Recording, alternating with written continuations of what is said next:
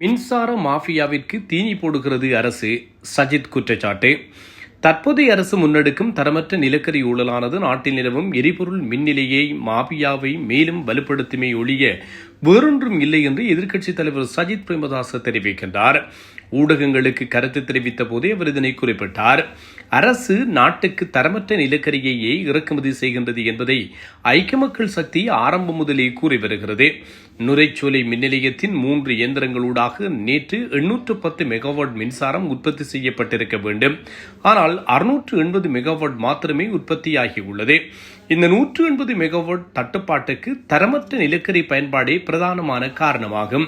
தரமற்ற நிலக்கரியால் போதுமான மின்சாரம் உற்பத்தி செய்யப்படாத போது அதனை ஈடுகட்ட எரிபொருள் மின் நிலையங்களிலிருந்து அதிக விலைக்கு மின்சாரம் பெறப்படுகிறது. இந்த நட்டத்தை இறுதியில் மின்சார நுகர்வோரான பொதுமக்களே தாங்க வேண்டியுள்ளது. இந்த தரமற்ற நிலக்கரியால் தற்போது மின்சாரத்துறையில் அவசர கொள்முதல் நிலைக்கு செல்ல வேண்டியுள்ளது. வியப்பூட்டும் விடயம் என்னவென்றால், இதுவரை தரமற்ற நிலக்கரியை விநியோகித்த அதே நிறுவனத்துக்கே மீண்டும் புதிய ஒப்பந்தங்களை வழங்க அரசு நடவடிக்கை எடுத்துள்ளது. இது மிகவும் ஆபத்தான மற்றும் மோசடியான செயலாகும். வலுச்சக்தி பாதுகாப்பை உறுதிப்படுத்துவது அரசின் பொறுப்பாகும். ஆனால் தற்போது வலுச்சக்தி அபாயமே காணப்படுகிறது.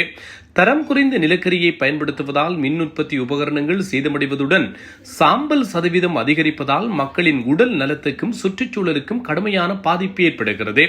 அரசு அதிகாரிகள் குழு ஒன்று அண்மையில் நுரைச்சோலைக்கு விஜயம் செய்த போது மின் உற்பத்தி குறைவாக இருப்பதை நேரடியாக கண்டும் நிலக்கரியில் எந்த பிரச்சனையும் இல்லை என நாட்டுக்கு பொய்யுரைப்பது கண்டிக்கத்தக்கது.